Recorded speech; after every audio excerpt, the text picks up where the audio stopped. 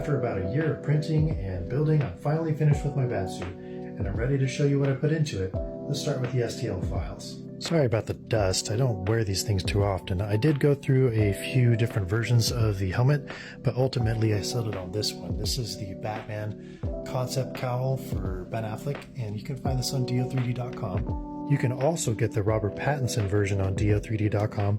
I just didn't want it because the jawline has to be immaculate, and mine is not like Robert Pattinson's.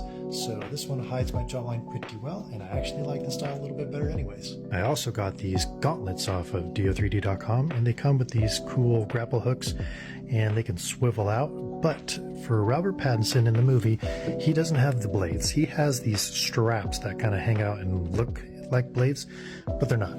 So I replaced them with these ones from a separate file, also on do3d.com, but they are the concept gauntlets for, I don't really know who, but do3d.com. Buy them separately, splice them together. For the torso area, we got the chest, abs, even the bicep, the shoulders, the collar, and this emblem, which does come off, but you do have to figure out how you want to do that. I did magnets.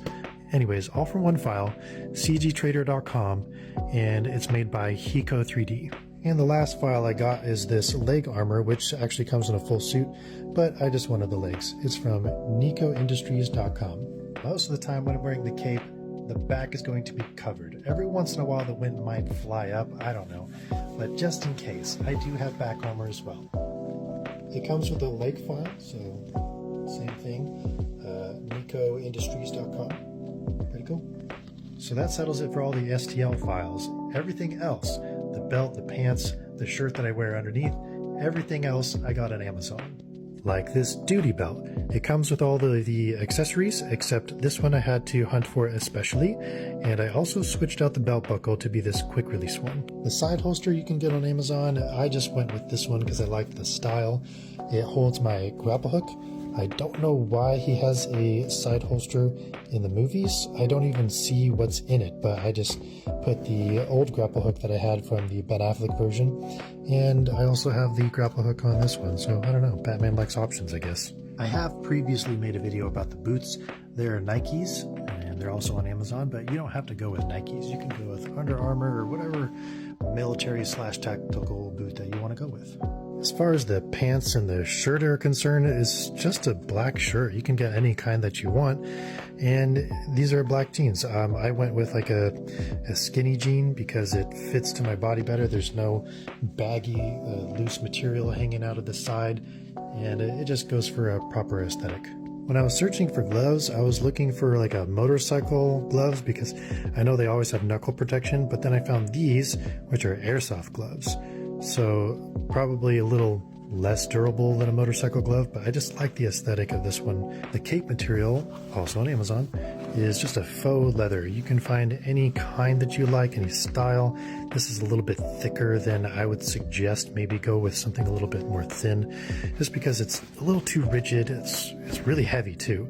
I had to buy a lot of fabric and like put a lot of pleats and folds into it.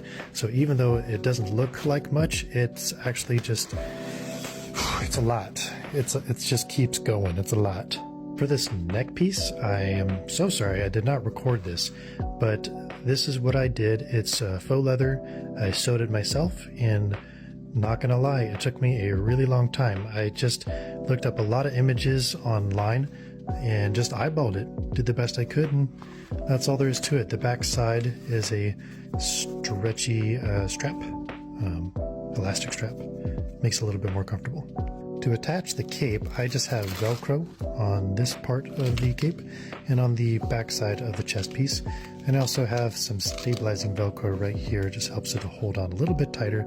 And it especially helps when I'm trying to put it on and I can just rest it onto that Velcro while I get this one situated. So yeah, 2 Velcro straps each side. The neck piece and the shoulder piece are both attached to each other. I have a strap going from one end to the other, and it's just held together by a lot of super glue and a little duct tape. And then I also have this elastic strap that I just slide my arm through. For the neck, I found that I was rubbing against the plastic a little too much, and I was a little worried about scratching and stuff. So I put this door trim for like car doors on it. It's actually worked out quite well. It's got this own unique texture to it, and on the other underside it's got its own adhesive, so it worked out great.